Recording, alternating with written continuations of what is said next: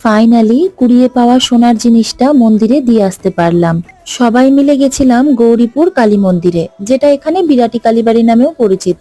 মোহরের অন্নপ্রাশনও এই মন্দিরেই হয়েছিল। মন্দিরে গিয়ে দেখি মোহরের সাইজের আরেকজন বসে আছে, মোহরের থেকে 1 মাসের বড়।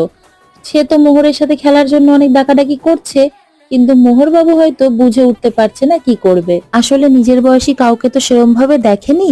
বেশ কয়েক বছর আগে অভিষেক একটা সোনার নাকের বিল সহ কুড়িয়ে পেয়েছিল।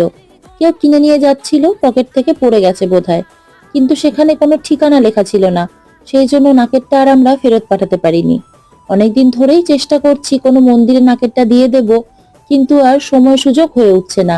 তাই আজকে যখন সন্ধ্যাবেলা মা বলল যে চল, যখন মনেও আছে আর সময়ও আছে, তাহলে সবাই মিলে গিয়ে মন্দিরে প্রণামও করে আসি আর নাকেরটা দিয়েও আসি।